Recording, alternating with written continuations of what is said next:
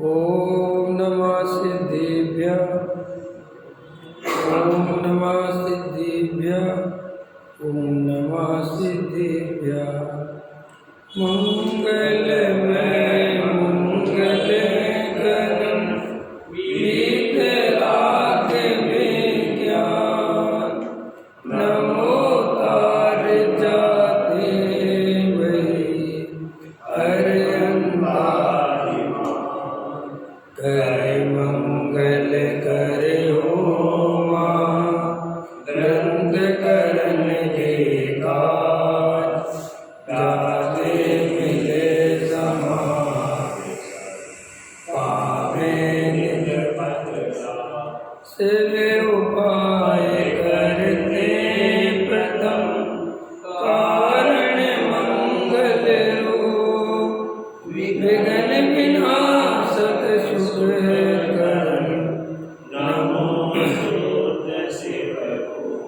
संतत मानस शांत हो जिनके गुणों के गान में बेवर्धमान महान जन विचरे हमारे। मोक्ष मार्ग प्रकाशक 9वां अधिकार पृष्ठ क्रमांक 307। संसार दशा में पुण्य कर्म का उदय होने पर भी जीव सुखी होता है, इसलिए केवल मोक्ष ही हित है, ऐसा किस लिए कहते हैं। संसार दशा में सुख तो सर्वथा है ही नहीं, दुख ही है, परंतु किसी के कभी बहुत दुख होता है, किसी के कभी थोड़ा दुख होता है।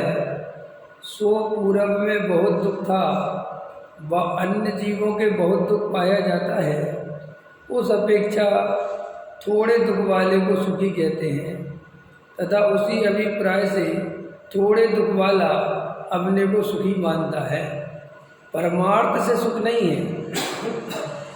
तथा यदि थोड़ा भी दुख सदाकाल रहे तो उसे हितरूप ठहराए, वह भी नहीं रहता, थोड़े ही काल पुण्य का उदय रहता है और वहाँ थोड़ा दुख होता है, पश्चात बहुत दुख होता है, इसलिए संसार अवस्था हितरूप नहीं है। ये अभी खेल में ये बात समझ में आ गई। अब थोड़ा देखो टोटमल जी उदाहरण भी दे के समझा दिया, वो उदाहरण भी पढ़ लेते हैं फिर मैं समझाता हूँ। किसी को विषम ज्वर है, उसको कभी असाता बहुत होती है, कभी थोड़ी होती है। थोड़ी असाता हो तो वह अपने को अच्छा मानता है, लोग भी कहते हैं अच्छा है, परंतु परमार्थ से जब तक ज्वर का सद्भाव है तब तक अच्छा नहीं है। उसी प्रकार संसारी को मोह का उदय है, उसको कभी आकुलता बहुत होती है, कभी थोड़ी होती है। थोड़ी आकुलता हो तब वह अपने को सुखी मानता है, लोग भी कहते हैं सुखी है, परंतु परमार्थ से जब तक मोह का सद्भाव है तब तक सुख नहीं है। ये बहुत इम्पोर्टेंट है। अभी बता रहे, 2 मिनट रुक तो जाओ। देखो विषम ज्वर माने होता है एक आंतरे का बुखार होता है। ये आंतरे का विकार कैसा होता है, एक दिन चढ़ता है और एक दिन उतर जाता है। तो एक दिन आता है फिर अगले दिन उतर जाता है, फिर अगले दिन आता है, फिर अगले दिन उतर जाता है। समझ, एक दिन छोड़ के एक दिन आता है, तो उसे विषम ज्वर कहते हैं। वो एक सा नहीं रहता। तो जैसे अब आज आया तो आज बड़ा पीड़ित होता है और कल उतर गया तो एकदम सही हो जाता है। उसमें आप एकदम सही हो जाओगे, आपको लगे मैं ठीक हो गया, लेकिन वो अगले दिन फिर वापस आता है। तो जब जिस दिन बुखार उतर जाता है उस दिन वो कहता है कि मैं ठीक हो गया, तो दूसरे लोग भी कहते हैं कि तुम ठीक हो, लेकिन वास्तव में अंदर तो उसके बुखार है, अभी दिख नहीं रहा है। ये उदाहरण हो गया। ऐसे ही पुण्य के उदय में जीव कभी कभी सुखी दिखता है बाहर से, अंदर से सुखी नहीं होता, लेकिन बाहर से चलो मकान हो गया, दुकान हो गया, पत्नी हो गई, कमाई का साधन अच्छा हो गया, बढ़िया बेटा हो गया, उसकी नौकरी लग गई, समझ में आया। घर संपन्न है, सुख समृद्ध, तो मन कहते साहब सुखी आदमी है। तो टोडामल जी साहब कह रहे हैं क्या वो वास्तव में सुखी है? गहराई में जाके देखो क्या वो सुखी है क्या? तुम बाहर से मात्र उसको देखते हो, अंदर की स्थिति देखो तो आकुलता तो पूरी है। समझ में आया? पूरी आकुलता है, वो मिटती तो है नहीं, चाहे हमारे अरबपति हो चाहे खरबपति हो, आकुलता तो है ना। क्योंकि जीव बिना आकुलता के, जैसे मिथ्यात्व है ना, मिथ्यात्व, तो मिथ्या दृष्टि जीव को निराकुलता पसंद नहीं है, ये भी मिथ्यात्व का लक्षण है। अगर उसको निराकुलता ही निराकुलता हो तो परेशान हो जाता है, वो तो कहता कुछ आकुलता के काम। अब जैसे देखो संसार में पैसा है, सब कुछ है, बढ़िया है, लेकिन उनको ज़िंदगी नीरस लग रही है, ज़िंदगी बोर लग रही है, पैसा दे के वो एवरेस्ट पे चढ़ रहे हैं। अगर अब ये सुखी थे तो एवरेस्ट पे काहे को चढ़ रहे हैं भाई? हैं? नहीं समझ में आया? अब ये IPL चलता है, करोड़ों करोड़ों रुपए के पैसे की वो टीम बनती है, लाखों की जनता बैठती है, और वहाँ नीता अंबानी, किसकी पत्नी? मुकेश अंबानी की। कितने लाख करोड़ का आदमी? 10 लाख करोड़ का आदमी है वो, 11 लाख करोड़ होगा इसकी प्रॉपर्टी, ठीक है।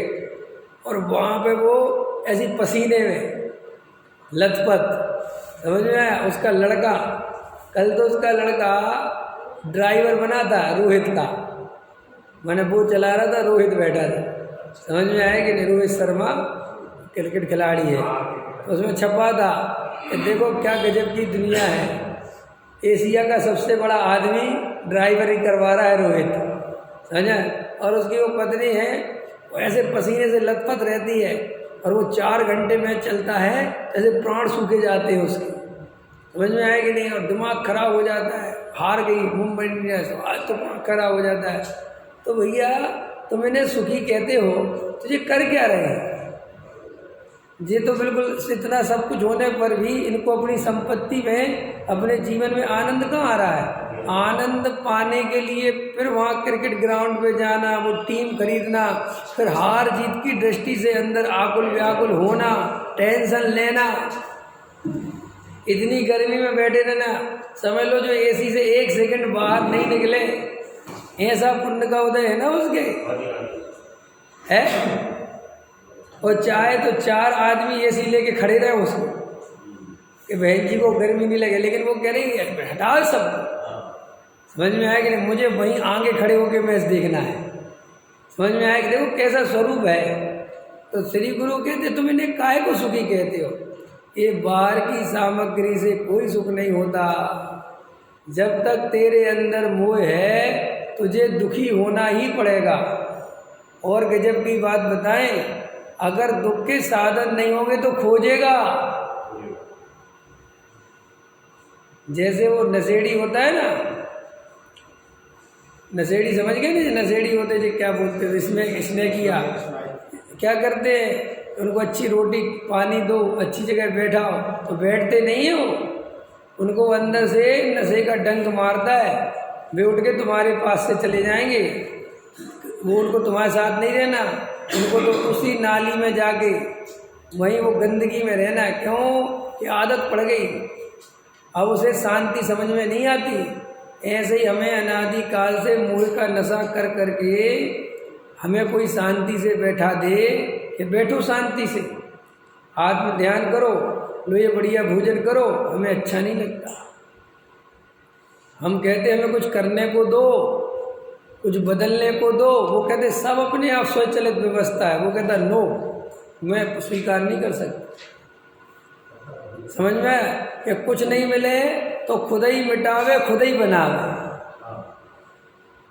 क्या वो आता ना तुम्हारा, वो ऐसे ऐसे कर करके बनाती है। कुछ बोलते ना बच्चों का खेल खिलौना है, एस्ट्रो क्या बोलते थे, पजल, ऐसे आता ना। तो क्यों अच्छा खासा बना रखा था, तो उठाता है, पहले मिटाता है, इसको पूरी तरह मिटाओ फिर बनाता है, इसमें सुख मानता है। तो आपको तो वो पजल तो समझ में आता है, अरे तुमने जिंदगी को पजल बना रखा है भाई साहब। अच्छी खासी जिंदगी में आकुलता पहले पैदा करता है, खुद सोच सोच के फिर उस आकुलता को मिटाने के लिए फिर पगलाता है। देखो क्या स्वरूप है। घर में शांति से बैठे थे, समझ में आया, पैसा था पुण्य के उदय से तो टीम खरीदी। क्या खरीदी? एक IPL टीम खरीदी। अब खरीदी फिर टीम बनाई। अब टीम में जाके वहाँ अनंत आकुलता का वेदन करता है जब उसकी टीम हारती है। तो ये दुख पैदा किसने किया? उसने करा। लेकिन वो कहता है, देखो अच्छे समझना, गहरी बात बता रहा हूँ मैं तुम्हें, ये संसार का सुख जितना भी तुम सुख समझते हो ये दुख से गुजरता है। इसके रास्ते में दुख पड़ता है। अगर तुम दुख नहीं भोग सकते तो संसार का सुख भी नहीं भोग सकते। ये पहली शर्त है। अगर तुम्हें रोटी का मजा लेना है तो तुम्हें भूख की तकलीफ सहनी पड़ेगी। तुम ये कहो कि मैं भूख की तकलीफ बिल्कुल नहीं सहना चाहता और रोटी का मजा आ जाए, आएगा? अपन लोगों को किसी पार्टी में जाना हो, किसी ने दावत में बुला रखा हो तो क्या कहते हैं? भैया ढंग की भूख लगाने दो। सुबह से भूख लगी हुई हो तो खाते नहीं हैं, यही फिर वहाँ जाके क्या खाएंगे? इसलिए नहीं कि साहब खाने से कोई घर का बचाना चाहता है, ये बात नहीं है। लेकिन वहाँ का मजा लेना है तो यहाँ की सजा भोगनी पड़ेगी। असली जड़ है। बोलो संसार का कोई भी स्वरूप बताओ तो ऐसा बताओ कि जिसको भोग ही भोग हो, जिसमें दुख ना मिले।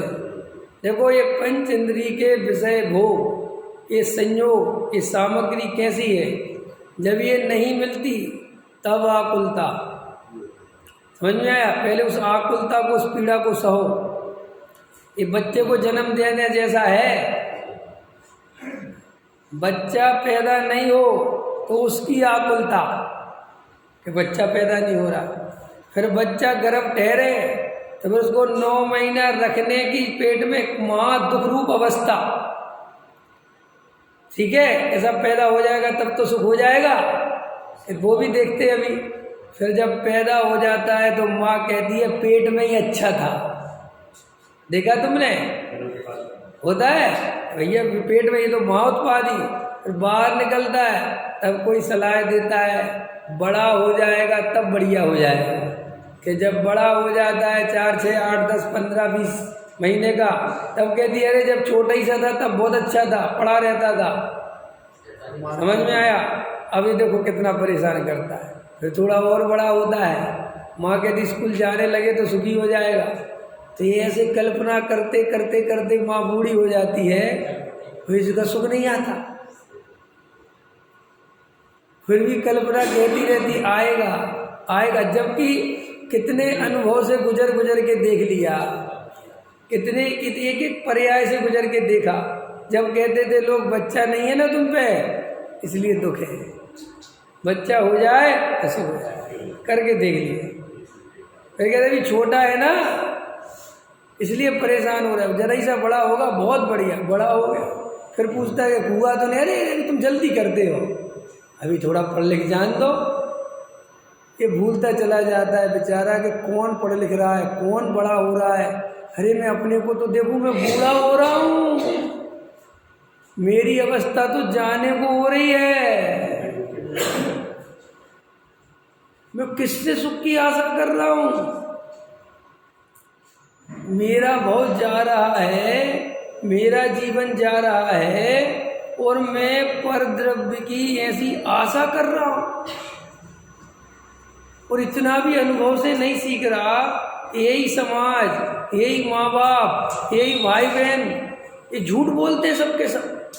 माँ झूठ, पहले मेरे से कह रहे थे बच्चा पैदा कर लो सुख हो जाएगा, कर लिया कोई नहीं हुआ, फिर कहते थोड़ा बड़ा कर लो तो हो जाएगा, फिर कर लिया, फिर कहते और बड़ा कर लो हो जाएगा। अरे क्या कर रहे हैं लोग मेरे साथ?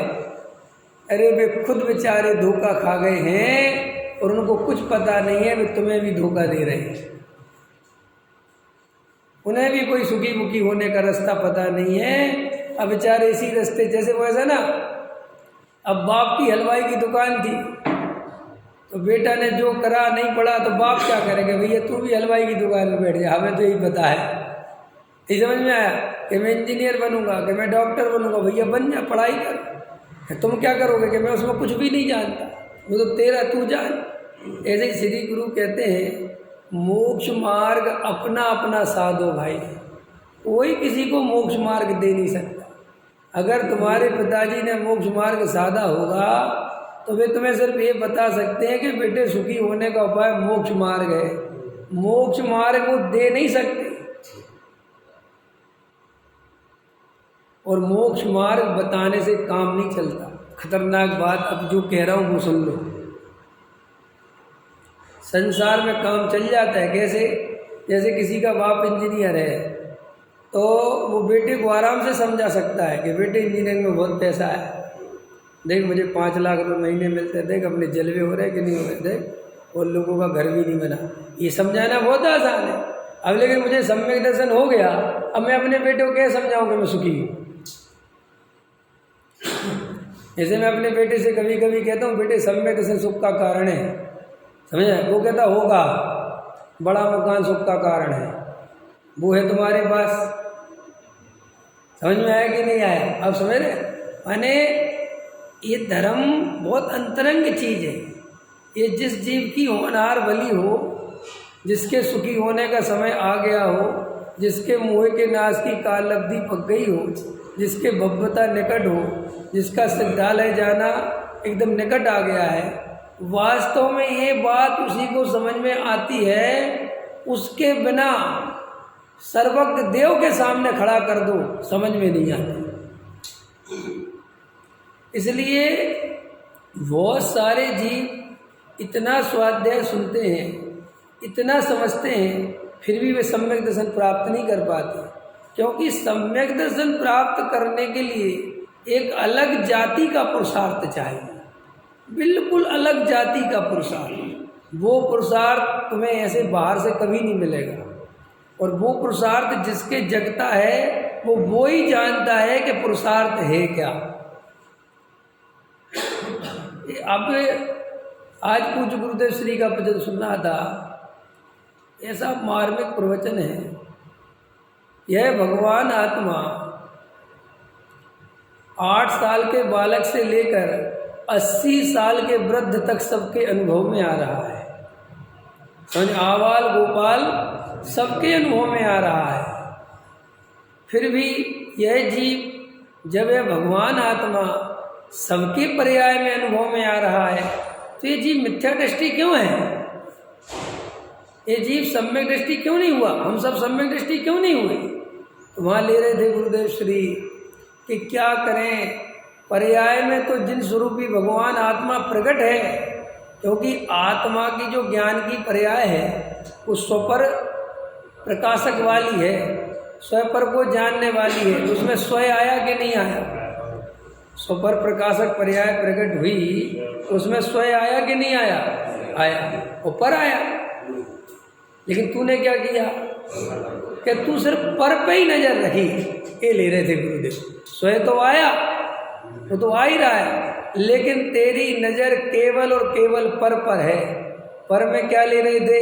3 चीज़ें ले लो तुम, ताकि हमेशा सब चीज़ों की समझ में आए। द्रव्य कर्म, भाव कर्म, नो कर्म। समझ, अधिकतर जीवों की नज़र नो कर्म पे है। अधिकतर 99% जीवों की नज़र तो काय पे है? केवल बाहर के पुद्गल द्रव्यों पे। उन्हें तो अंतरंग में भी कुछ खबर नहीं है। और कुछ जीव जो स्वाध्याय आदि करते हैं उनकी नज़र राग पे है। वे अपने को कैसा मानते हैं? रागी। मैं तो रागी हूँ। और उसी समय ज्ञान स्वभावी आत्मा प्रकट हो रहा है। किस समय? उसी समय, क्योंकि ज्ञान की पर्याय तो रागी है नहीं, वो तो जीव का स्वभाव है। और स्वभाव है और स्वयं और पर को बता रही है। लेकिन तुम क्या काय को देख रहा है? केवल पर को, राग को, और अपने को राग रूप अनुभव कर रहा है। तो ले रहे थे गुरुदेव श्री कि जिन स्वरूपी कौन सा स्वरूपी? जैसे जिनेंद्र भगवान ऐसा मैं, जैसे सिद्ध भगवान ऐसा मैं। यह भगवान आत्मा निरंतर इस ज्ञान की पर्याय में प्रकट हो रहा है। निरंतर अनुभव में आने पर भी हमारी नज़र राग पर है, शरीर पर है, संयोग पर है, रुपये पैसे पर है, तो यह भगवान आत्मा वहाँ प्रकट होने पर भी हमारे ज्ञान का ज्ञेय नहीं बनता, हमारे श्रद्धे का श्रद्धान नहीं बनता।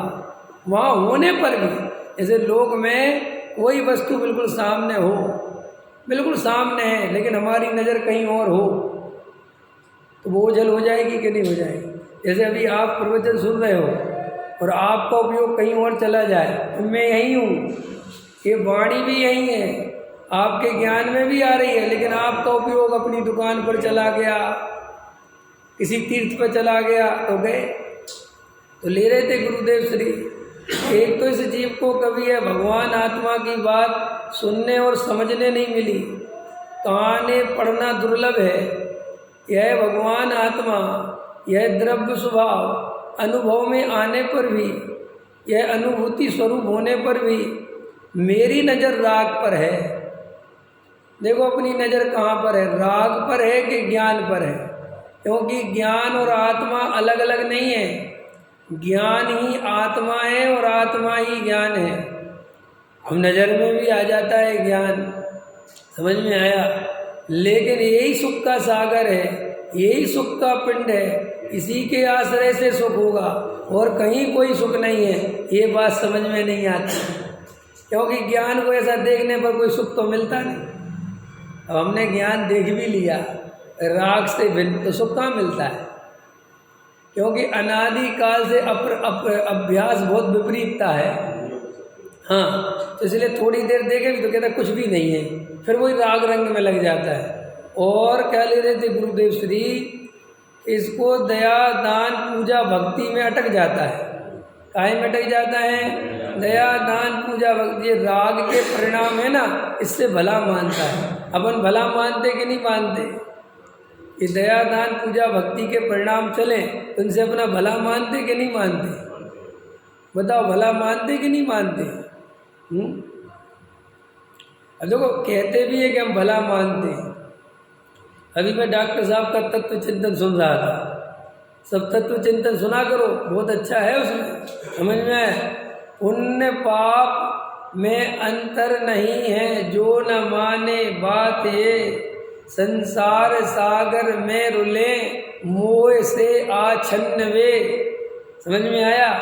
और जोगेंद्र देव को भी याद कर रहे थे कि सारा जगत पाप को तो पाप कहता है, लेकिन धन्य है वे जीव जो पुण्य को भी पाप कहते हैं। और ले रहे थे बहुत अच्छा, पुण्य में उपादेय बुद्धि मिथ्यात्व है, पुण्य में रंच मात्र भी उपादेय बुद्धि रही। अब जो उपादेय बुद्धि क्या होता है? पुण्य भला है, पुण्य से लाभ है, दया दान पूजा भक्ति बढ़िया है, इनको करना चाहिए, ये बहुत जरूरी है, ये बुद्धि बनी रहे तो सम्यक दर्शन नहीं होता। तो वो ले रहे थे उसमें, बदल कर भी ना बदले। समझ में आया। आत्मा का ऐसा स्वभाव है और बदलता हुआ भी ना बदले। समझ में आया। ऐसा आत्म स्वभाव है जो ऐसी अपेक्षा जाने कि पर्याय में आत्मा बदले बिना रहता नहीं और द्रव्य से कभी मेरा स्वभाव बदलता नहीं। ऐसे स्वरूप को जाने। भाव दो तरह के ले रहे थे, शुद्ध भाव और अशुद्ध भाव। और अशुद्ध भाव के दो भेद, पुण्य भाव और पाप भाव। तो अशुद्ध भावों से बंद होता है। और शुद्ध भाव में कौन सा भाव ले रहे थे? वीतराग भाव। तो एक वीतरागी भाव ही कर्म बंधन काटने में समर्थ है। उसी से ये संसार कटेगा, ये दुख मिटेगा, ये मोह हटेगा, ये मिथ्यात्व का नाश होगा। कौन से भाव से? केवल एक वीतराग भाव से। ये शुभ भाव और अशुभ भाव, इनसे कर्म कटते नहीं, कर्म बनते हैं। कर्म ही करते रहे और कर्म ही कर्म ही करते रहे और कर्म ही बनते रहे। कर्म काटने के नाम पर क्या करते रहे? कर्म ही करते रहे और कर्म बनते रहे।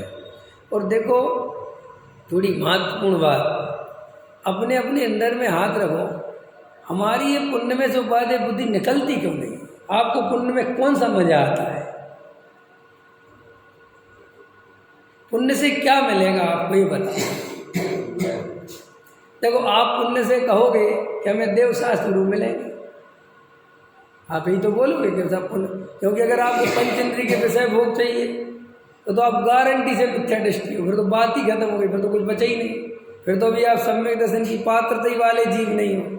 जिन्हें अभी पंचेंद्रिय के विषय भोग चाहिए, जिन्हें संसार का सुख चाहिए, वो तो इस बात की निशानी है कि तुम्हें आत्मा चाहिए ही नहीं। ये तो 100% समझ लेना। अगर कोई जीव पुण्य को इसलिए भला मानता है कि पुण्य का फल अच्छा है और पाप का फल बुरा है, तो उससे पूछते हैं कि पुण्य का फल अच्छा क्यों है, पुण्य के फल में क्या मिलता है, और पाप का फल बुरा क्यों है?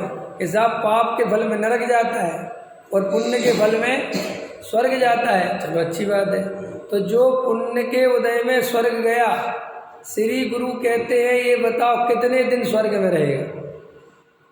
ये लीरे टोडरमल जी, ये पुण्य की चर्चा चल रही ना, कितने दिन रहोगे पुण्य स्वर्ग में बताओ? यही जिनवाणी, जो जिनवाणी पढ़कर तुमने ये सीखा है कि पुण्य का फल स्वर्ग है और पाप का फल नरक है, ये आपने जिनवाणी में से पढ़ा ना, आपके अनुभव में तो नहीं आ रहा कुछ भी, यानी सब जिनवाणी में लगा है। तो उसी जिनवाणी में क्या लिखा है सुनो, क्या लिखा है? देव एक इंद्री हुआ। उसी जिनवाणी में क्या लगा है? देव एक इंद्री हुआ। बोलो, अब वो भी बात सत्य है कि नहीं? अगर तुम्हारा पुण्य का फल स्वर्ग है तो स्वर्ग का फल वो एक इंद्री है, ये तो उसी जिनवाणी में लिखा कि नहीं लिखा? तो तुम्हें पुण्य ने सुखी कहाँ किया? वो भ्रमित और कर दिया, पागल बना दिया हमारे पुण्य ने। जिस पुण्य के सारे जगत ये गीत गा रहा है, अरे उस पुण्य की सच्चाई तो देखो। अभी संजीव जी, आपका पुण्य का उदय ज़्यादा है, जो लोक वाला पुण्य पूछ रहा हूँ, अभी वो जिनवाणी मत ले आना। अभी तुम्हारा पुण्य का उदय ज़्यादा है कि अमिताभ बच्चन का पुण्य का उदय ज़्यादा है, या मुकेश अंबानी का पुण्य का उदय ज़्यादा? जिस पुण्य के लिए दुनिया मरी जा रही है, मेरा प्रश्न है वो पुण्य किसका ज़्यादा है? उसका है ना। तो उस पुण्य ने उस बेचारे को क्या दिया? वो दिया जिससे वो इस पर्याय में तो कभी भगवान आत्मा की बात सुन ही नहीं सकता, ये दिया उस पुण्य ने उसे। यही तो पुण्य चाहते हो ना कि हम दान देंगे तो हमें अगले जन्म में अरबपति बनेंगे, तो बन जाना अरबपति। मुकेश अंबानी पिछले जन्मों में दान दे के आया होगा ना, तो बन गया ना यहाँ अरबपति। अरबपति के लड़के के यहाँ जन्म लिया ना, तो क्या मिला उस पुण्य के उदय से? क्या मिला? केवल और केवल अनंत संसार बढ़ाने का, अनंत दुखों का सिलसिला बढ़ रहा है, उसको तो खबर भी नहीं है। तुम जिस पुण्य के लिए, मैं क्या मिलता है इस पुण्य से? लोगों को बड़ी तकलीफ होती पुण्य की निंदा करो। अरे पुण्य निंदा करने लायक है भाई साहब। आज तक इस जीव को पाप ने कभी भ्रमित नहीं किया। देखो, नरक का नारकी हो ना, तो उसे सुख बुद्धि नहीं होती उसे वो पर्याय देखा, गजब गजब की बात है। अभी बरसे जी इसका कारण पता है तो मैं पर्याय में संगी पंचेंद्री क्यों होता है नरक का नारकी, आपको पता है? लॉजिक है, क्योंकि वो छूटना चाहता है, वो उस पर्याय में तन्मय नहीं होता, जिसके कारण उसका मिथ्यात्व गाढ़ा नहीं होता, और मिथ्यात्व गाढ़ा नहीं होने से वो संगी पंचेंद्री होता है। और जो स्वर्ग का है तुम्हारा देवगति वाला, इसका भयंकर तन्मय होता है पर्याय में, ये छोड़ना नहीं चाहता, इसलिए एक इंद्री की पर्याय में जाता है, क्योंकि मिथ्यात्व का गाढ़ापन, मिथ्यात्व निगोद भेजता है। और तुम्हें सड़े सड़ा पुण्य के लिए मरे जाते हैं। 2 कौड़ी का है पुण्य, समझ में आया? और देखो, और बताते हैं, हमारे पास जो अध्यात्म विद्या है, हमारे पास जो समय सार है, हमारे पास जो पूज्य गुरुदेव श्री की वाणी है, ये जो तत्व ज्ञान है, सच बात बताओ, तुम्हारे जीवन के अंत में कौन काम आएगा? तुम्हारे नहीं, मैं कह रहा हूँ सारी दुनिया के भी काम में अगर आएगा तो कौन आ सकता है? किसी का पैसा किसी के अंत में काम आता है? वो पैसा उसे बचा सकता है? मरते हुए को पैसा सुखी कर सकता है? बुढ़ापे को पैसा जवानी में बदल सकता है? मरे हुए बेटे को जिंदा कर सकता है? कौन सा पुण्य का उदय जो मरे को जिंदा कर दे? बोल, नहीं कर सकता है ना। समझना मैं क्या कहना चाहता हूँ? देखो, हमें अभी कुछ पता नहीं है सारी दुनिया क्या सोचती है। कल मैं इस पर चिंतन कर रहा था बैठे बैठे कि साहब, ये पर का कर्ता ये जीव नहीं है, पर में हेर फेर जीव कुछ नहीं कर सकता, सब द्रव्य स्वतंत्र हैं। ये बात जानना और मानना जरूरी क्यों है? सारी दुनिया तो पर का कर्ता दिखती है। आइंस्टीन था या बड़े बड़े वैज्ञानिक हैं, ये रात दिन शोध खोज करते हैं, इतनी मेहनत करते हैं, तो ये सफल नहीं हुए क्या? इनने मोबाइल बना दिया, इनने तुम्हारी एक से टेक्नोलॉजी ला दी, आज तुम उसी के उजाले में पढ़ रहे हो। हैं चाइना में एक से एक वो तुम्हारे बच्चे 6-6, 8-8 साल के, 10-10 साल के कैसे रिंग मास्टर बन जाते हैं, कैसे पतली रस्सियों पर चलते हैं, कैसी उछल कूद करते हैं, अपने शरीर को रबड़ बना डाला। देखे होंगे तुमने। और आप कहते कि साहब पुद्गल का कुछ नहीं कर सकते, और उनने तो पुद्गल की चटनी बना दी।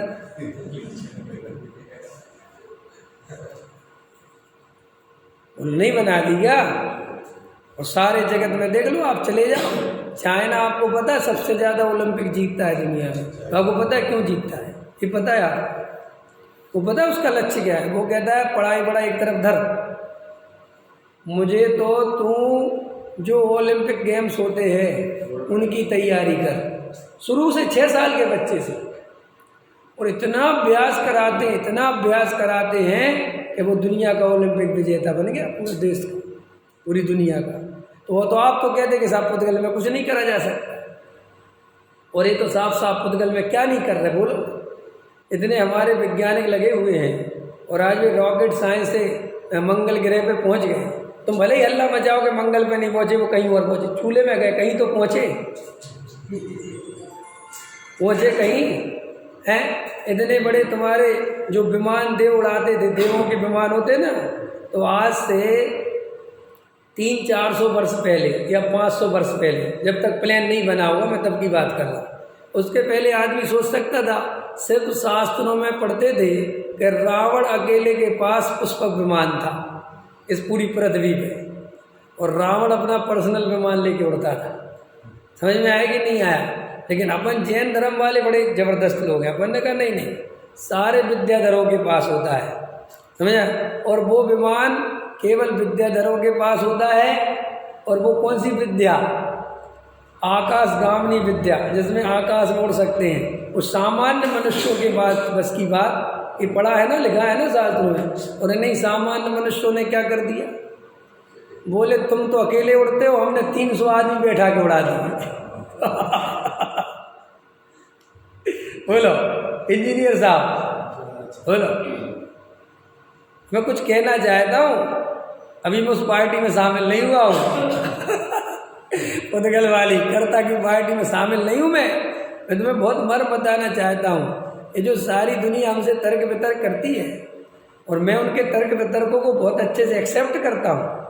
यहाँ तुम सही कहते हो, ठीक कहते हो, लेकिन मैं अब जो तुमसे कहना चाहता हूँ वो ये कहना चाहता हूँ कि तुम चाहे हवाई जहाज बना लो, चाहे मोबाइल बना लो, चाहे बड़े इंजीनियर बन जाओ, चाहे बड़े से बड़ी सर्जरी कर लो, बड़े से बड़े डॉक्टर बन जाओ, जो कुछ हो सकता है तुम कर लो, लेकिन तुम सुखी नहीं हो सकते।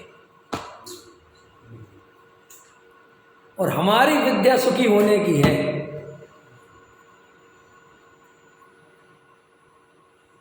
हमारी विद्या इस बात की नहीं है कि तुम पृथ्वी पे क्या क्या कर सकते हो। हमारी विद्या इस बात की है कि तुम इतना करके भी क्या सुखी हो गए।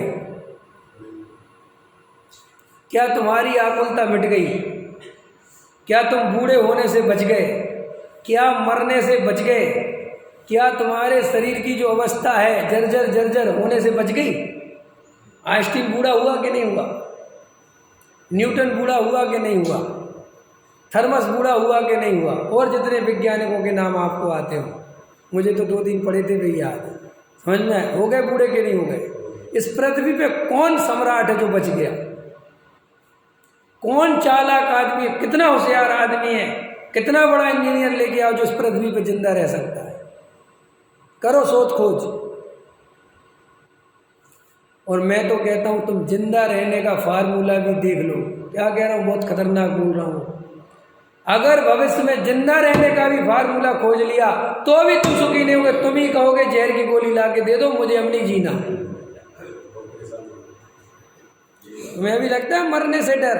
भाई साहब, इसी अवस्था में एक दिन आदमी ऐसा आता है, आदमी कहता प्लीज मुझे अब नहीं जीना, मैं थक गया, क्योंकि मोए एक पर्याय में ज्यादा दिन रहने भी नहीं देता, और अगर रहने की व्यवस्था बन जाए तो जीने नहीं देता। ये मोह ऐसा है। क्यों? तुम्हें अपनी पत्नी बहुत अच्छी लगती है ना? अपनी पत्नी से बहुत प्रेम करते क्या? दिन भर बैठ के देखो उसके साथ। विजय जी कह रहे सबसे बड़ा आफत आ जाएगी। देखो ना, तुम्हें जो चेहरा बहुत अच्छा लगता हो, दिन भर देख के बताओ, जो कहो वो हार जाऊंगा। तुम विश्व की सबसे सुंदरतम स्त्री के साथ बैठ जाओ, मैं कह रहा हूँ विश्वतम, क्या कहते उसको, मिस वर्ल्ड, बैठो उसके साथ। हाँ, विश्व सुंदरी, मिस वर्ल्ड, बैठो। भाई साहब, आधा घंटा देख लोगे, 1 घंटा देख लोगे, 2 घंटा देख लोगे, फिर कहोगे बहन जी अब जाओ। कि क्यों? अब क्या हुआ? इस सारे बस ठीक है। इस संसार में तुम जिन पदार्थों के लिए मरे जा रहे हो कल्पना कर करके, श्री गुरु कह रहे वे तुझे भयंकर बोरिंग से भर देंगे, तुझे भी कुछ पता नहीं। तू यहाँ बैठे बैठे मुंगेरी लाल के सपने देख के कल्पना करता है, सुख है ही नहीं संसार में कहीं। तुम पर के करता धरता हो, इस वास्ते तुम खुश होना चाहते हो तो हो जाओ, लेकिन पर के करता धरता बन बनकर आज तक संसार में कोई भी सुखी नहीं हुआ। और मजेदार बात यह है कि जो जितने बड़े लेवल पर करता धरता बना, वो उतने बड़े लेवल पर दुखी हुआ है। ये संसार का स्वरूप है। इसलिए कुंद कुंद भगवान कह रहे तू पर का करता भोगता नहीं है, क्योंकि वे तुम्हें दुख से निकालना चाहते हैं। तुम इस पर वैज्ञानिक दृष्टि मत रखो। हम तुम्हें बहुत तर्क देना नहीं चाहते साहब, हम एक तर्क नहीं देंगे कि करता है कि नहीं। हम तो सिर्फ एक तर्क देंगे कि सुखी होना है तो करता मानना छोड़ना पड़ेगा। कि नहीं मैं मेहनत करके डॉक्टर बन जाओ, बन सकते हो, मैं तो बिल्कुल मना नहीं करूंगा कि नहीं बन सकते। नहीं कहता मैं पुण्य की वजह से कुछ होता है, मैं कहता हूं तेरे करने से होता है। जा कर लेना। आपको पता है आइंस्टीन ने क्या कहा मरते समय? जब उससे पूछा कि तुम मर के अब क्या होना चाहते हो, सच्ची बात है पढ़ लेना, तो उसने पता क्या कहा कि आप बहुत और बड़े वैज्ञानिक होना चाहते। उसने कहा प्लम्बर हो जाऊं, मजदूर हो जाऊं। ये बोला है उसने, मुझे सामान आदमी पैदा करे, अगर ईश्वर कोई और पैदा करता है, मुझे विशिष्ट बनकर कोई सुख नहीं मिला। केवल और केवल आकुलता भोगी है मैंने। ये उसके वचन है जिसको दुनिया आदर्श बनाना चाहती है। हमारे महावीर भगवान से पूछो, हालांकि अब मरेंगे ही नहीं, समझ में आया? हमारे कुंद कुंद भगवान से पूछो कि अब जाके क्या बनना चाहते हो, कि फिर कुंद कुंद बना दो। ये है सुख। मुझसे आज कोई पूछे कि मर के द्वारा क्या बनना चाहते हो, यही तत्व ज्ञान में चाहता हूँ, कुछ नहीं चाहता। बोलो, जहां भी रहूं एक तत्व ज्ञान के साथ रहूं। लेकिन आइंस्टीन कह रहा है जहां भी रहूं मुझे वैज्ञानिक बन के नहीं रहना, तो इसका मतलब उसमें दुख मिला ना उसे। हमारे डॉक्टर साहब कहते थे कि मैं इतना आनंद में जी रहा हूं कि मेरे प्राण भी निकले तो इसी गद्दी पे निकल जाए। समझ में आए कि नहीं आया? और यहां से निकलूं और बाहर निकल जाऊं, आज तक जगत में जो भी आनंद पूर्वक मरा है वो केवल और केवल आत्मज्ञानी मरा है। अज्ञानी कभी भी, चाहे वो सम्राट हो, चाहे वो इंजीनियर हो, चाहे वो डॉक्टर हो, चाहे वो वैज्ञानिक हो, चाहे वो कहीं का प्राइम मिनिस्टर हो, अंतोगत्वा वो दुखी होकर ही मरा है। समाधि मरण केवल ज्ञानियों का होता है, अज्ञानियों का केवल और केवल कुमरण होता है। आर्त रौद्र ध्यान करके मरता है, क्योंकि उसके पास जिसके कारण समाधि होती है उसने वो पूरे जीवन भर जाना ही नहीं। इसलिए तुम इन वैज्ञानिकों को देख के ये सुखी है बिल्कुल भ्रम मत पालो। अरे जिसके पास जितना बड़ा कर्तृत्व का भूत वो उतना बड़ा दुखी होता है कि नहीं होता? अभी देख लो ना, अपने अपने जीवन से लगा लो। अपन यहाँ भी जितनी शांति से अपन शांति से बैठे सुन रहे हैं, और यही तुम्हें कहीं का अध्यक्ष उपाध्यक्ष बना दिया जाए, हैं? सुन पाओगे तत्व शांति से? जिसे तुम सुख समझते हो, काय का सुख है उसमें, लेकिन ये मिथ्यात्व के कारण सुख दिखता है और कोई बात सुख है नहीं। जैसे मृग मारीचिका पानी होता नहीं, पानी दिखता है, ऐसे ही इस मिथ्यात्व की दृष्टि के कारण, मिथ्या दृष्टि होने के कारण सुख है नहीं, सुख दिखता है। और ज्ञानियों की सम्यक दृष्टि होने के कारण परद्रव्य में सुख है नहीं, तो उनको परद्रव्य में सुख दिखता भी नहीं। और आत्मा में सुख है, उन्हें अपनी आत्मा में सुख दिखता है। अब समझ गए मैं क्या कहना चाहता हूँ? ये संसार की विद्याएं कोई काम आने वाली नहीं। एक पर्याय में कोई सम्राट बन भी गया, कोई बहुत बड़ा वैज्ञानिक बन भी गया, कोई अकबर बादशाह बन भी गया, तो क्या होना है उससे? देखो सुखी तो वो तब भी नहीं है, मैं ये कह रहा हूँ वर्तमान में ही, वर्तमान में भी सुखी नहीं है वो। लेकिन चलो तुम्हारी मिथ्या दृष्टि से ही कह देते कि चलो वो तुम मानते हो कि बहुत मजे हैं उसके, तो प्रश्न कहते, टोडामल जी साहब कहते कितने दिन, ये प्रश्न खड़ा किया टोडामल जी साहब ने कि अगर ऐसा है तो वो सुखी है कितने दिन, पहले ये बताओ। अगर तुम इस पुण्य को कर करके, व्रत उपवास कर करके स्वर्ग पहुंच भी गए, मैं तो कहता हूँ हैं, तो कितना स्वर्ग में कितना दिन मजा आने वाला है। देखो तुम्हें यहाँ भूख तो लगी थी, क्या लगी थी? भूख। और तुमने उपवास कर लिया कि मैं तो उपवास करूँगा, तब करूँगा। अंदर से इच्छाएं तो मरी नहीं थी, वे तो सब मोह जिंदा है। सिर्फ ये तपस्चरण अच्छा है, ये दया दान पूजा व्रत शील संयम अच्छे, इसलिए तुम कर बैठे कि क्यों, कि इसका फल स्वर्ग है। अब तुमने यहाँ इच्छाएं रोक ली और वो करते रहे बाहर से, तो जैसे ही मर के स्वर्ग में जाओगे तो क्या होगा? इसलिए देवगति में ऐसी कहानी है कि जीव मर के जाता है ना, तो 60,000 वर्ष तक उसे याद ही नहीं आता।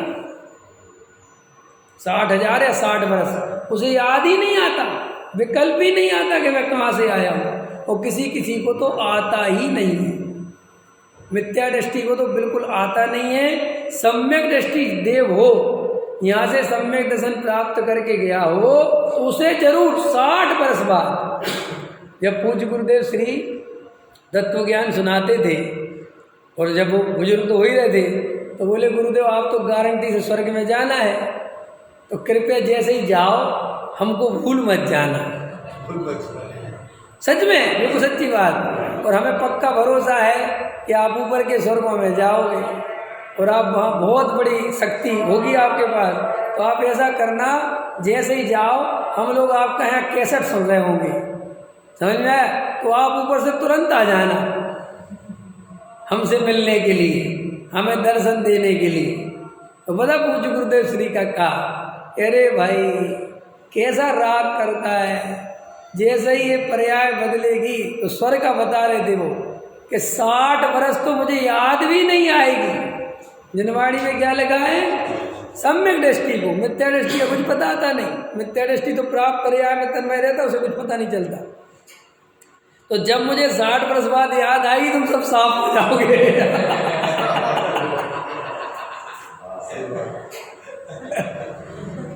समझ में आया कि नहीं आया?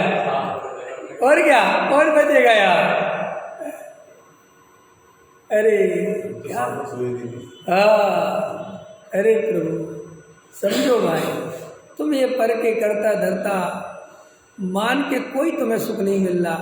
तुम कोई भी चीज़ का अभ्यास करोगे तो उसमें निपुण तो हो जाओगे। ऐसा है, निमित्त नैमित्तिक संबंध है। अगर कोई एक विद्या का अभ्यास रोज करे, जैसे आप रोज गाथाएं पढ़ो तो गारंटी से आपको गाथाएं याद हो जाएंगी। आपको कैसा हमारा ज्ञानावरण का क्षयोपम हो गया, ये सब हो जाएगा। ऐसा सिस्टम है प्रकृति में, बड़ा खतरनाक सिस्टम है प्रकृति में। जो जीव पूरी तन्मयता से चाहे पर में लगे चाहे स्वयं में लगे, कर्म उसको अनुकूलता देता है। इसको सिद्ध करके दिखाओ।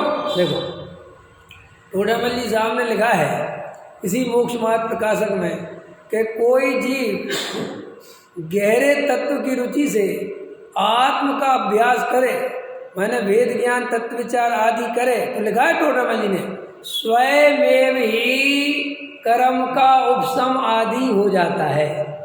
कर्म का कर्ता तो जीव नहीं है, लेकिन ऐसा संबंध है कि अगर जीव गहरी आत्मरुचि से लगे तो बाहर में जो जो अनुकूलता चाहिए सब मिल जाएगी। ऐसा स्वरूप है। देखो कैसे, जब शेर को सम्यक दर्शन का समय आया महावीर के जीव को, तो देखो वहाँ पे वे दो मुनिराज उपस्थित हो गए कि नहीं हो गए?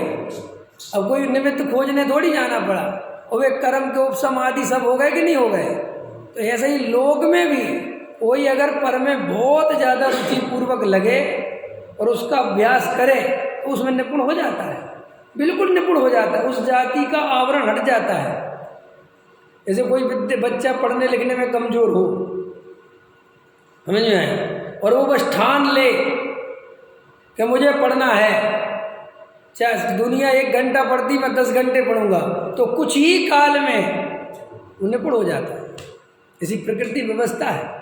तो फिर बताओ, जब परद्रव्य में ऐसी व्यवस्था हो सकती है तो स्वयद्रव्य की स्वयद्रव्य में व्यवस्था नहीं हो सकती? अगर तुम आत्मा चाहो और तुम्हें गुरु नहीं मिले, शास्त्र नहीं मिले, ऐसा संभव है? पॉसिबल है? जो लोग कहते ना हमें सच्चे गुरु नहीं मिलते, उन्हें गुरु को दोष नहीं देना चाहिए। वज्रसेन जी, उन्हें अपनी रुचि को दोष देना चाहिए। भाई साहब, गुरु आपके बाजू में ही है, लेकिन जब तक तुम्हें सच्ची रुचि नहीं होगी तब तक गुरु के दर्शन नहीं होंगे।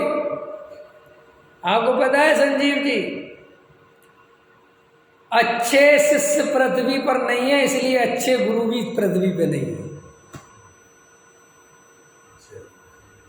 क्या तुम गुरु की तलाश मत करो, ये उल्टा कदम है। तुम अच्छे शिष्य बनो, गुरु तुम्हारे पास चल के आए। और अगर अच्छे शिष्य बन गए तो पाखंडी भाग जाएंगे तुम्हें से तुरंत। देखते हो तुम आजकल पाखंडी मेरा नाम लेने से डरते हैं। समझ में आएगा? तो इसका नाम मत लो, पकड़ में आएगी। क्योंकि मजबूत तत्व ज्ञान करोगे तो जो हल्के पतरे जो जगत को ठगने वाले हैं ये तुमसे दूर हो जाएंगे। इस स्वरूप है वस्तु का।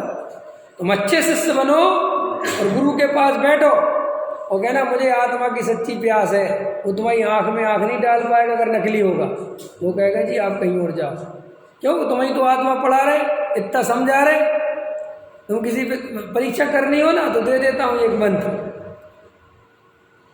दे दूँ क्या? तुम्हें किसी विद्वान की परीक्षा करनी हो ना, हालांकि ये गलत है, परीक्षा करवाना नहीं चाहता, फिर तुम जाके पूछ लेना कि ना ये बताओ जी आत्मानुभूति और तत्व विचार कैसे करना होता है। ये प्रश्न पूछना और उसमें क्या क्या झंझटें पड़ती हैं, क्या क्या दिक्कत आती है। अगर वो करता होगा तो वो तुम्हारा ये प्रश्न सुन के प्रसन्नित हो जाएगा, वाह क्या पूछा है, समझ में आया, और बताएगा भी। और अगर नहीं करता होगा तो वो कहेगा अरे अब ये तो पर्सनल बात है भाई, अपना अपना करो, इसमें क्या बताऊं मैं। गजब हो गया। जो असली बात है उसको कहता है उसमें क्या बताऊं, और जो दुनिया भर की बात है वो 3 टाइम पढ़ाता रहता है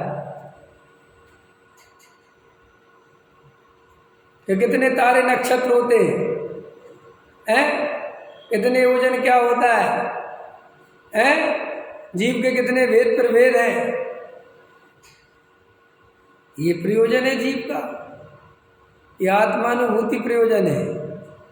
और आत्मानुभूति क्या, सुखी होना प्रयोजन है, और वो आत्मानुभूति के बिना नहीं हो सकते, इसलिए उसको बोलते हैं।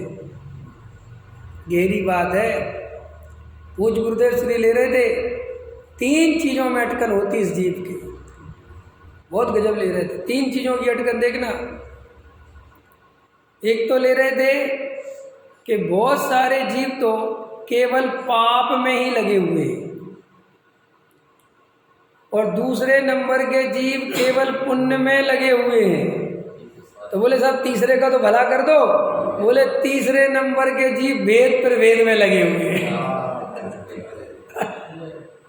वे भी आत्मानुभव से उतने ही दूर हैं जितना वो पुण्य वाला और पाप वाला। क्यों? इसको भेद प्रभेद में इसकी बुद्धि उलझ गई। एक कर्णानियोग का गणित नापते ही नापते जीवन खो दे रहा है पूरा। वो बाहर की क्रिया ही में धर्म मान लिया, उसी में संतुष्ट हो गया है, तो भी भव गया। समझ लेना, मैं ज्ञान हूँ, मैं दर्शन हूँ, मैं आत्मा हूँ, मैं सुख स्वरूपी हूँ, मैं चेतन हूँ, मैं तो राग को छूता नहीं, अरे प्रभु ऐसा कर करके संतुष्ट हो गया, तो ये भेद में चला गया इसका जीवन। क्योंकि मैं आत्मा हूँ ऐसे विकल्प को भी जहाँ अवकाश नहीं है, वहीं निर्विकल्प आत्मानुभूति होती है। जो सीधा आत्मा को पकड़ता है, सीधा चैतन्य को पकड़ता है, जो सीधा ज्ञान की अनुभूति करता है, राग से दृष्टि हटा देता है, संयोग से दृष्टि हटा देता है, और एकमात्र ज्ञानानुभूति ही आत्मानुभूति है। ऐसे अमृत को पीने वाला महापुरुष ही इस मिथ्यात्व का नाश कर पाता है। और जो मात्र आत्मा की बातों से, स्वाध्याय से, आश्रय गुरुदेव श्री ये भी ले रहे थे, शास्त्र ज्ञान कोई ज्ञान नहीं है। शास्त्र ज्ञान से कोई भला होने वाला, ये कई लोग होते ना,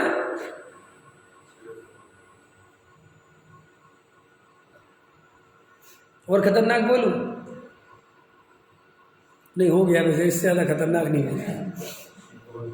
मेरा ऐसा अनुभव कहता है, गलत भी हो सकता है ऐसा, मतलब अनुमान है, ऐसा लगता है मुझे, देखने में आता है कि जो ज़्यादा पढ़ाकू टाइप के लोग होते हैं ना, पढ़ाकू समझ गए ना, पढ़ाई लिखाई वाले जो बिल्कुल कॉपी पेन लेके चलते हैं, इस टाइप के लोग, इनको भी आत्मानुभव दुर्लभ हो जाता है। क्योंकि इन पे ज्ञान बहुत हावी हो जाता है। इनको समझने समझने समझने की इतनी आदत हो जाती है, क्योंकि शुरू से पढ़ने लिखने की आदत रही, पढ़ना लिखना समझना समझना समझना, तो वे आत्मा को भी वैसे ही समझने लगते हैं जैसे वे संसार की पढ़ाई करते हैं।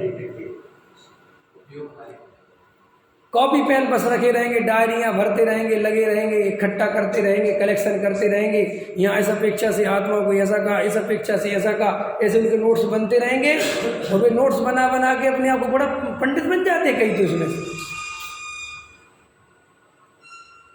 ये व्यापार वालियों का मामला ठीक है।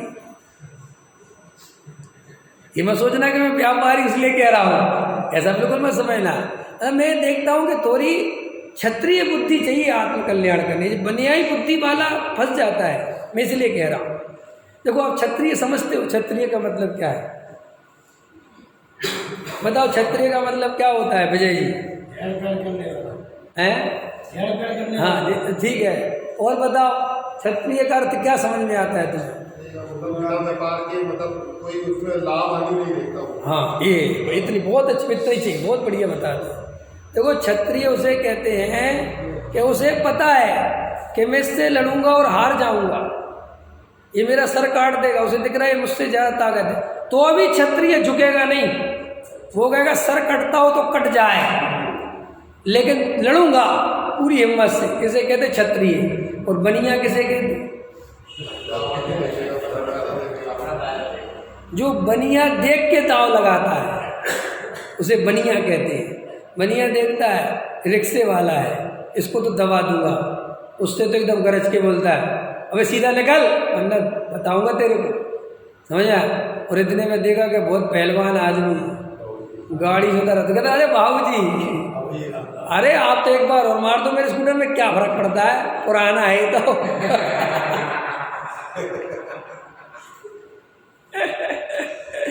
तो ये बनिया है। तो ये जो अपन सोचते ना क्षत्रिय जाति बाती नहीं होती है, बेकार की बात है। जिसके अंदर ऐसा क्षत्रिय जैसा जिगर है वो आत्मानुभूति कर पाता है। जिनके पास एक बनियों वाला जिगर है वे आत्मानुभूति करने से वंचित रह जाते हैं। इसलिए मैं कह रहा हूँ क्षत्रिय बनो। ये तुम्हारे जेवसम ज्ञान से कुछ होने वाला नहीं है। जो प्रकृतियाँ रट लो, कर्म रट लो और नए रट लो, और किस अपेक्षा से क्या होता है, समझ में आ रही है? निधि जी समझ में आ रही है नहीं? हाँ, आपका नाम क्यों लिया पता है? बहुत समझने का नहीं रे भाई, थोड़ा पीना सीखो। क्या कहा मैंने? बहुत समझना नहीं, थोड़ा अरे पीने का अर्थ वो मत ले लेना। आत्मा, समझ में आया? थोड़ा अनुभव लेना सीखो, आनंद में रहना सीखो, थोड़ा अपने के साथ जीना सीखो। ये बुद्धि से ज़्यादा व्यायाम मत करवाओ। योगल बाबूजी तो ये लेते थे कि साहब बाबूजी इस नए से आत्मा ऐसा है, बाबूजी इस नए से आत्मा ऐसा है, बाबूजी ये अपेक्षा ऐसा है, बाबूजी पर्याय से। तो पता क्या कहते? अरे भाई ज्ञान को इतना कष्ट क्यों दे रहे हो? तो सीधा बोलते थे इतना कष्ट क्यों दे रहे हो ज्ञान को, दिमाग लगा लगा के। आनंद से सीधा अमृत नहीं पी सकते, सीधा आत्मा का मजा नहीं ले सकते। किस अपेक्षा क्या है, किस अपेक्षा क्या कर लेगा अपेक्षा समझ समझ के। अरे पंडित ही तो कहते हैं अपेक्षा समझो। अरे भाई समझ ली यार जितनी समझनी थी, अपेक्षा समझा दूं, इतनी सी अपेक्षा समझनी है। पर्याय सदाकाल रहती नहीं और द्रव्य कभी हटता नहीं। पर्याय से अनित्यता है, द्रव्य से नित्यता है, और द्रव्य आश्रय करने योग्य है, पर्याय जानने योग्य है। तीसरी खत्म हो गया, सब नए का काम हो गया। इतने ही है नए, सब नयों का सार है। साहब जो स्त्री पुत्र मकान दुकान किस नए से अपने, अरे मत जानो फिर भी तुम उन्हें अपना मानते हो, कोई जरूरत नहीं है। क्या व्यर्थ की बात पूछो साहब। ये हमारी पत्नी है और जो दूसरे की पत्नी, कौन से नए से जरूरत है इसमें नए की? पकड़ के देख दूसरे की पत्नी को पता चल जाए। अभी दो चाटे पड़ेंगे ना, पता चल जाएगा है कौन से नए से। मोहब्बत जो हमारा मकान है कि जिसके इनमें अपनी ताकत लगाना। अरे भाई तू शांति से, ये जो रागादि विकारी भाव है, ये पर्याय है, ये जो अनित्यता है, ये जो प्रति समय बदल रहा है, ये सब भाव दशा, ये सब पर्याय है।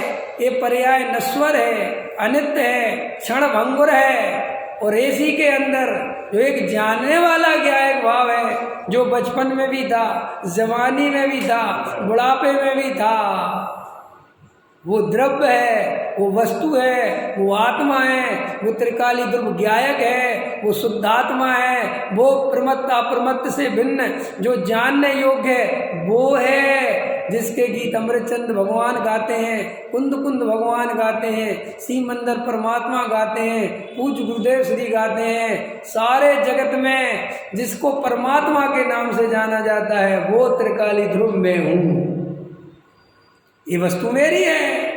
इतना है सब सारे। डॉक्टर साहब ले रहे थे कि श्रुत केवली चौथे गुण स्थान वाले को क्यों कह दिया? इंपॉर्टेंट बात है। श्रुत केवली कहा ना चौथे गुण स्थान वाले को समय सार में, कि जो आत्मा को जानता है वो श्रुत केवली है। अरे बोले साहब श्रुत केवली कहाँ है? द्वादशांग का पार्टी होना चाहिए ना श्रुत केवली के लिए। तो उनने कहा, जवाब सुनो गजब की बात, कि द्वादशांग का पाठी सुत केवली है, पहले ये बता द्वादशांग का सार क्या है।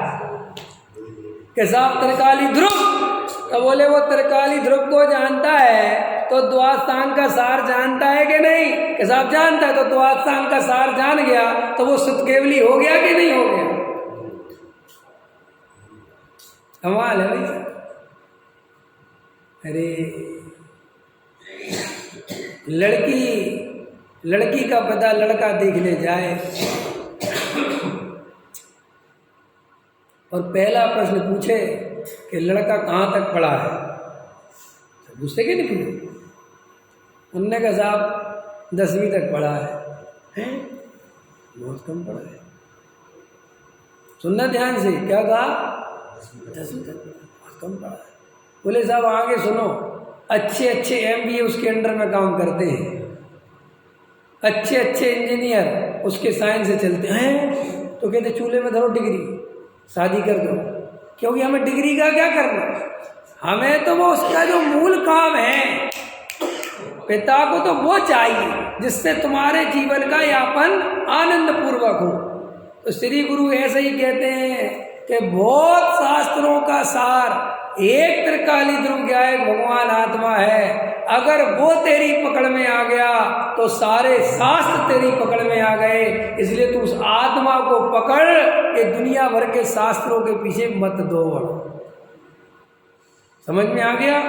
अभी अपन ने कौन सा पॉइंट चलाया कि सुखी होना है, समाधि मरण करना है, आगे का जीवन आनंदमय बनाना है। तो एक भगवान आत्मा के अनुभव के अलावा संसार की कोई विद्या काम आने वाली नहीं है। इसलिए हे जगत के प्राणियों, कुंद कुंद भगवान कहते हैं अध्यात्म विद्या से बड़ी जगत में कोई दूसरी विद्या नहीं। इसलिए वो 72 कला पुरुष की लिखी ना, उसमें 2 सरदार कला लिखी। कौन सी है 2 सरदार? एक वर्तमान पर्याय में जीने के लिए आजीविका चाहिए और अनंत काल सुखी होने के लिए आत्म उद्धार चाहिए, है ना। पढ़ी ना, जीव की हो गया है 72 कला पुरुष में जामे 2 सरदार, एक जीव की आजीविका, दूसरा आत्म उद्धार। ये 2 कला पुरुष को आनी चाहिए, यही सुखी होने के उपाय है। वर्तमान पर्याय में तुम्हारी अगर गृहस्थ हो तो आजीविका सही होनी चाहिए और आत्म कल्याण की करना आनी चाहिए। ये अपने जीवन को अपन समझें। और ये पर का कर्ता भोक्ता नहीं है, ये बहुत तरह की उक्ति की बात नहीं है। पर के कर्ता भोक्ता बनकर सुखी नहीं हो सकते। इसलिए आचार्य कहते छोड़ दो। सहजानंदी सोदत